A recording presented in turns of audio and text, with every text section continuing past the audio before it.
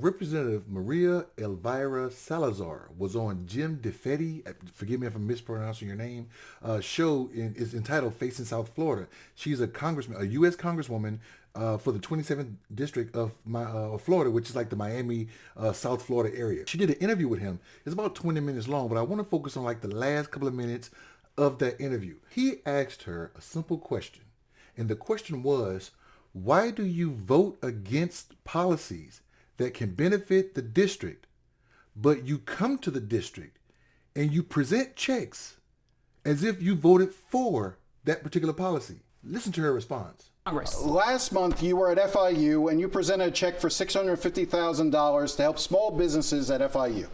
But you voted against the bill that gave the money that you then signed a check for and handed and had a photo op, the Consolidated Appropriations Act of 2023, right? You voted against that bill. Right now, you have to give me more details, but I do know that every time I have an opportunity to bring money to my constituents, I do so. I just did $400,000. But look, well, but you voted against the Chips and Science Act, right? Listen, right now I need to ask my staff. But what do we look at the $40 million that I have brought to this community? Aren't you proud of me? Aren't you proud of the $40 million that I brought? But how much? Aren't you proud that I wrote the Dignity Act? Haven't I? Let's talk about the America's Act. Wait a second. Let me 1 second. Tell me. The money that you talk about, the $40 million that you bring back to the district, sometimes that money comes from bills that you voted against. You voted against the CHIPS Act, and yet you praise the fact that the South Florida Climate Resilience Tech Hub is going to be started in Miami, right? You voted against the infrastructure bill, and you talk about all the money that comes back to the airport. So at the same time that you're taking credit for the money that you bring back to the district, in Washington, you're voting against these projects on party line votes. Listen, that was, I think, last cycle. I cannot really remember right now, but let's look at the America's Act, which is what I'm going to, which is what I would like. You don't want to explain why you voted against things. I mean, right now, and I'm not trying to be a politician, there's so many bills that I've introduced that I know that many of them. These are bills that you voted against. That I understand. But it's okay. Sometimes I vote and sometimes I don't. But let's look. And that kept going. I can show you more video where she kept talking about that America's Act, but she couldn't even explain it to him.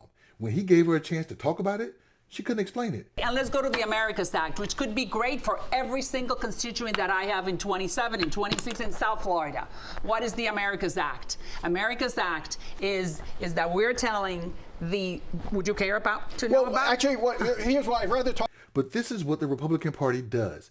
They are so hell-bent, not on taking care of their districts, not on taking care of their state, not on taking care of the country.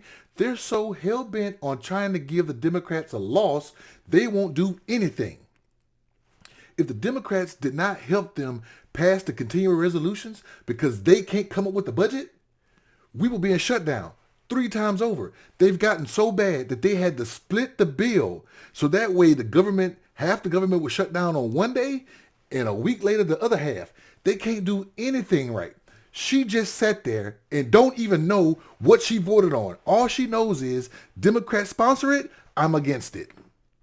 And that money, like the CHIPS Act, went to help people directly in her district. She voted against it.